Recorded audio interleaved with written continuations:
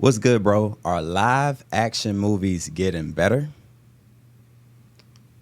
If it doesn't have the mouse a part of it, Disney, I think so. I mean, this one might have been one of the best ones they've ever produced, and it has nothing to do with Disney. So maybe leave it out of Disney's hands, and maybe we'll get somewhere these days. Welcome back to Say What's Real. I'm Nick. I'm Lawrence. Man, let's get into this movie, How to Train Your Dragon. What'd you think? To be honest with you, there wasn't many hiccups in this movie. I got to say, vastly enjoyed this movie, especially if you watch it in IMAX or Dolby. It's a very fun watch. You see this in IMAX and Dolby. All the scenes with Toothless and Hiccup when they're in the air is amazing. Oh my God. Cinematography is amazing. I enjoyed all of that. Listen, they did the right thing. This is what Lilo and Stitch should have done. Copy and paste. It's exactly almost a replica of the 2010 animated version of this movie, and I really, really enjoyed it. I'm glad they brought back Gerard Butler as Hiccup. I really enjoyed him and his role again as the father. Honestly, don't have really much negative to say about this movie. From beginning to end, they stuck to the script. You could tell there was love between Hiccup and Toothless, and I really enjoyed this movie. Negatives, honestly, Astrid maybe, the love interest, she didn't give me a lot. Compared to the anime version, I felt like she showed more expression. This one, I didn't feel the love story between her and Hiccup that much. It seemed like it was kind of forced. And there wasn't enough adversity between the two. Like, I didn't really believe she really didn't like him. It seemed forced. But other than that, I mean, Hiccup, the love between him and his dragon was amazing. I really did fall for this movie from beginning to end. It's a very, very good movie. What'd you think? So, I didn't watch the first one. I had no idea. I wouldn't have seen this shit if it wasn't for you on the channel. I would not have seen this movie. But I really enjoyed it. Yeah. It made me say, dang, did I miss out on the animated one? I was like, wow, maybe I should have watched that one. But the thing that stuck with me with this movie was the wanting to make your dad proud aspect. You know, as I can relate to that a lot. So that was like hitting me. And the whole movie, everybody's telling him like, hey, you need to get rid of all this. Like, you need to, whatever this is, you need to stop. And it's like, hey, all of this is what saved the day. It's just like, just be yourself. So it's okay to be different. Exactly. Not to be like everyone else and want to kill dragons. Exactly. Even if, quote unquote, the dragon killed his mother, he understood why the dragons killed his mother. It was because they were antagonizing the dragons. But I enjoyed that part. The CGI was good. Amazing CGI. The fight scenes was great, especially with the big dragon at the end. Yes. And Toothless is shooting fireballs through his wings, and they attacking him strategically. They took him out, then they made him crash, and everything about that was dope. Even the training scenes, him like trying to learn how to fly, and fast forward at the end when he loses his foot, that was sick. What's amazing because in Disney movies you wouldn't get that. Exactly. You wouldn't get anything like that. It's like, hey, there is going to be consequences to what happens. We're not going to let you be here scot-free and be completely healthy. He loses a foot, and guess what? A new one. And that's what I liked about it, the consequence part, but also it equaled him out. So Toothless needed him, and now he needs Toothless to get around. So it's like, that was beautiful. Even Gerard Butler, he killed it. He did a great job. I wasn't mad about the love interest because I thought she was, like I said, I didn't see the first one, so I didn't know how it went. But how they delivered it, she was like kind of like, I thought she was jealous because she's like, man, how the hell is he doing all this? Like, how is he passing each dragon test, passing, and then she finally is like, all right, let me go follow him around, and then she's like, I'm about to go snitch. And so it was like, it's all that tension. And then at the end, she sees him for who he is. And then she's like, all right, boom. And then they get together. So I wasn't mad at the love interest right there. There was no character work. Sure, she was expressless when she punched him. I didn't believe it. even the way she looked, she's supposed to be like, remember, she's supposed to be a Viking. She's supposed to show grit. She's too dolled up. She's too pretty. You think so? Yes, too dolled up, too pretty. Too dolled up, too pretty for the role. I don't believe she can beat a dragon's ass looking at her. I don't. I need to see her be more rough around the edges. That didn't make sense to me. Now, if I give my negatives, I got a few negatives. I still love the movie, but I'll wipe them all away because I'm like, it's not supposed to be a serious movie like that. But I'm like, one, so the dad when they first go on this venture, and then they get trapped by the dragons and all that, how did they get back? They just magically just got back, no problem, right? When they're on the boat? Yeah. Uh-huh. So they just, boom, and then they come back. I'm like, all right, that's kind of weird. So the kids all learn how to fly dragons in minutes to be able to go save their family. Like, I mean, I was like, yes, it was quick. I ain't gonna say that, but at the end of the day, like you said, this is a family movie. Yeah, you just gotta obviously let it go. it took Hiccup a while to learn how to fly, right? Yeah. And obviously it took them seconds. But I did not like how all he did was this. Yeah, that's all what I'm he did saying. was I'm this, like, and they were like, all right, get on me. Obviously, it took time for him to gain trust. Yes. And obviously with them, it did it. It didn't even. Hiccup just touched the other dragon. But the and movie it was was cool. already 2 hours. Yeah, so yeah. I understand. I get it. You know what I mean? But those are my few negatives. I was like, oh, my other negative, none of the characters look like they can kill any dragon. Like, it didn't even, they haven't even showed us them killing a dragon. If you think about it, Well, they hold Gerard them Butler's all. character like he could kill. I mean, Okay, you know, I'll he take looks it. like I'll he take could, it. you know. He was throwing hands with one. Yeah, I was like, yeah. all right, Obviously, I give him that. There were scenes, and I point this out many times watching the movie, where when a dragon, what is the main thing how a dragon can kill you? Fire. Exactly. There were many times where the dragon, and there was nothing happening to anybody. There was even one time, I think it was Astrid. The fire actually went through, Yes. and there was no burn, no nothing. Obviously, like you said, this is a family-friendly, it's a kid movie, fantasy, of course, movie, so we let it go. Yeah, that's right. We let it go. I let all of that stuff go, and I still was able to enjoy it. I didn't have to be hard on it, because at the end of the day, it was all about the moral of the story, and it was beautiful. And great story. It really impacted me as far as like the relationship with his dad, wanting to prove himself. Like, hey, me as I am is enough. I don't have to go kill dragons. I don't have to be this big, strong Viking. I can just be me. And him saved the day. So I do love, and this is the thing here. This is why sometimes live action can work. This is a perfect movie because it's a medieval times with Vikings. We've seen this many times in shows and movies. It's an easy concept to do, right? It doesn't look goofy, right? Mm-hmm. And they kept it so simple, and that's all it took. It was so simple. Beautiful. Beautiful. And I have to say, they did a phenomenal job with the CGI on every single dragon. Those dragons looked amazing. Every design was on point. I mean, was it exactly the same from the animated, or they spiced it up a little bit? No, it was basically the same. Like, if you look at Toothless, he looks just like he looked in I seen Toothless. Yeah, I was like, okay, that's spot on. Look, spot on. I was vastly very impressed on everything they did with that. Like, that was great. Now, I didn't touch on it, but Toothless and Hiccup's relationship was on point. And I even love Toothless' expressions. Like, his expressions when old girl popped up. Yeah. And he's looking at her like, man.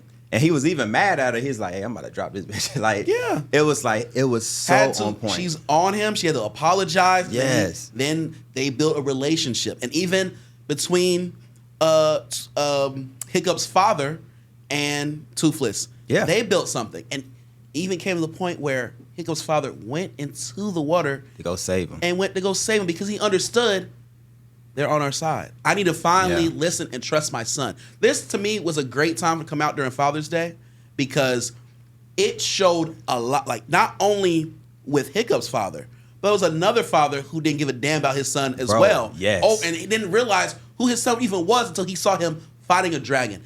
And I just felt like that was ridiculous. This is a very good Father's Day movie because it's like, hey, these fathers, like this is, you know what I mean? Like, Yeah. it was good that it came out during this because it was basically a father-son kind of movie here. Yeah, and I love that part. Like I said, is it a Disney movie? No. No? So good. And that's why I think it was so good.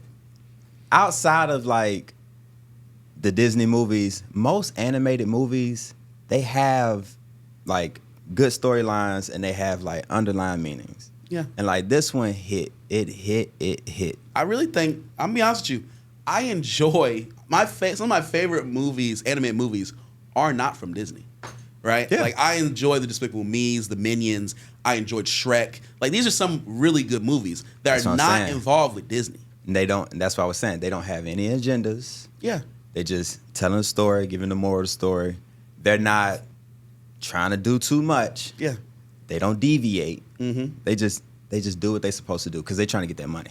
Yeah. They trying to Keeping get the that money. same director, keeping all the same people in this movie was great. Bringing back Gerard Butler, fantastic. Listen, Gerard Butler just does good in these type of movies. Like obviously, Yeah, he look at does. 300. Like he just knows how to play these type of roles. I would have liked to see a flashback of the mom. Like exactly like they could have showed us like, hey, what happened with her or something like that.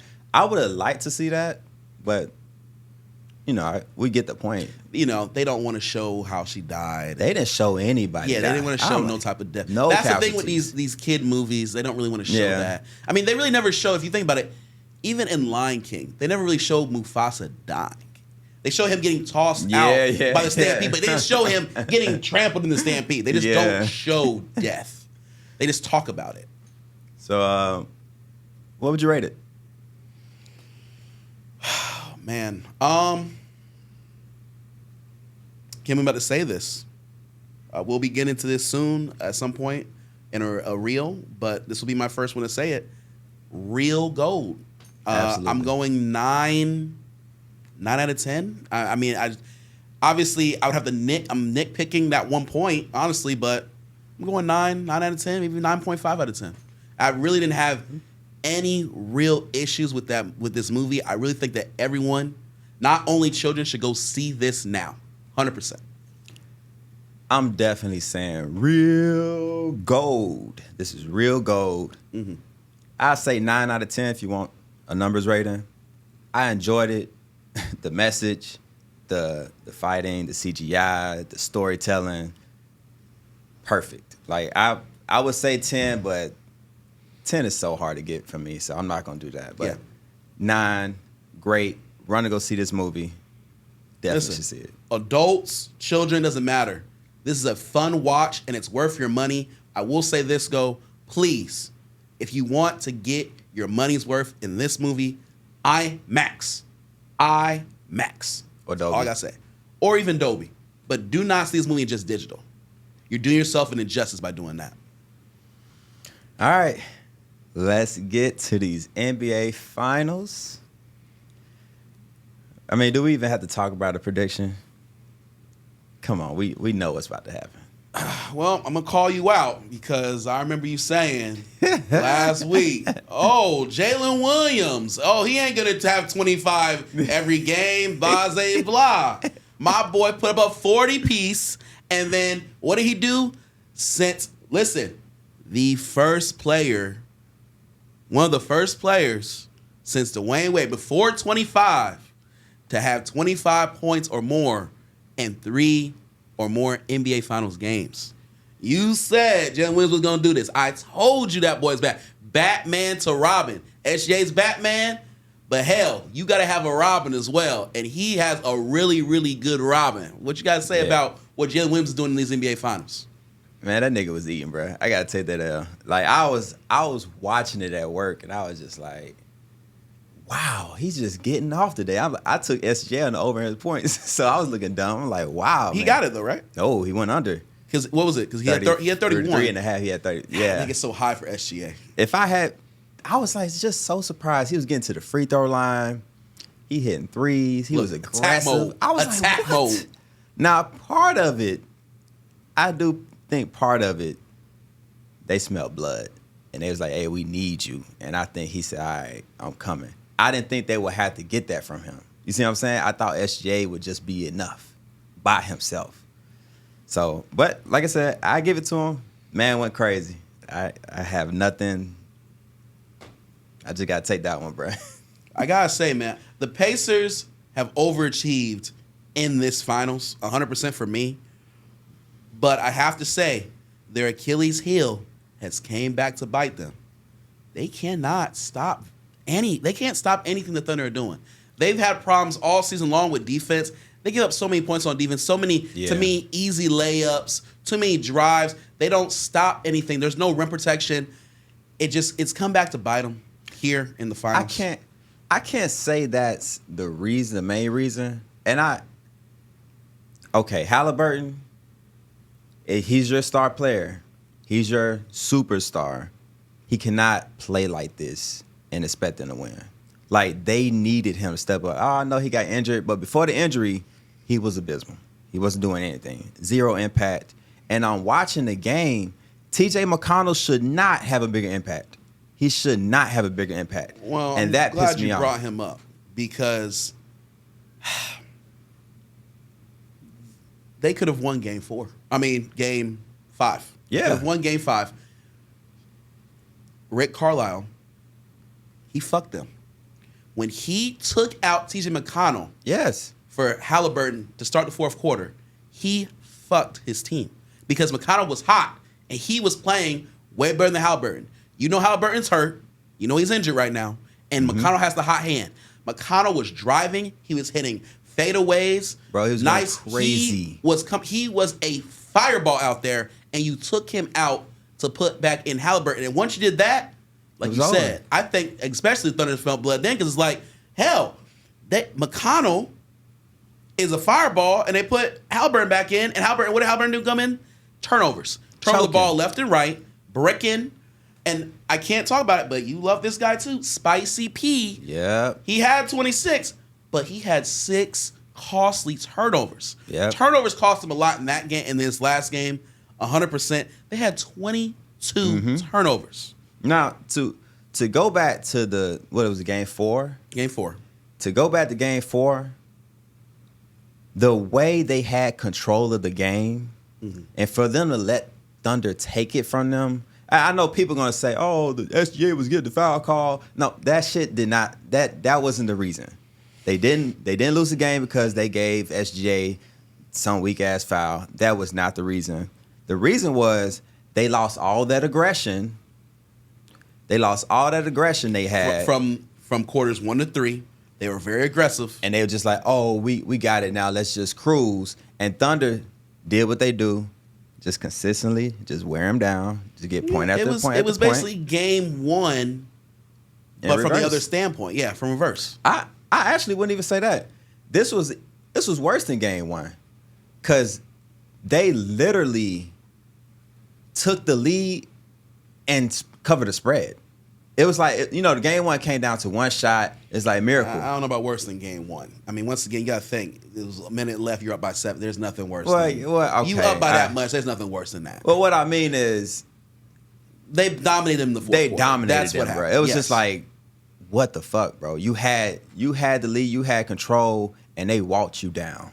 Like, it wasn't even like, oh, one close call. No, they walked him down, and then the Pacers had no chance. I was so pissed.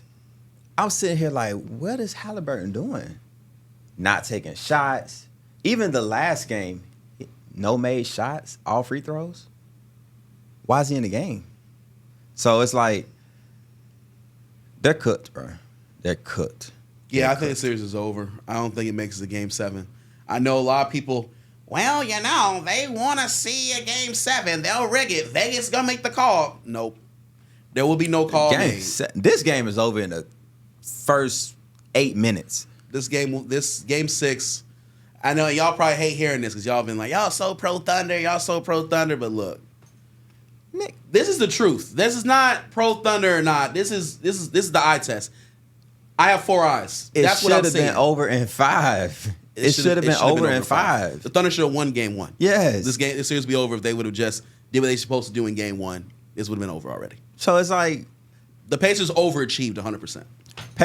Now, if the Pacers were to have Halliburton healthy, they could win Game 6. They could win Game 6. They have to play almost perfect to win, though. And that's really what it's been all series long. Yeah. They have to almost play perfect. I was really shocked Game 4 that they had control the way they did. I was shocked. They get, like, think about this. Like, last game, I think, was Obi Toppin. The game before that, it was Marthin, or it was also T.J. McConnell. Mm-hmm. They're getting people to produce. To come along, bro. Crazy. But then they don't get their actual stars to produce as well. Like, your boy, where's he been? You told about him. Where's Neesmith been? He been quiet. Ooh, I'm not going to even point him out, call him out, nothing like that. But Neesmith, what the fuck, bro? I said for them to have a chance, he needed to hit 3 to 4 threes a game. Uh-huh. Bro, he ain't even been doing that. I'm looking for him. Hey, let's not Nembhard too. What has Nembhard been doing? I mean, he's supposed to be defending. I think that's why you're not hearing much from him. I think he's probably tired from defending. I mean, he's been on SGA all series long, so. And even, you can even say their most important player, Miles Turner. What are you doing?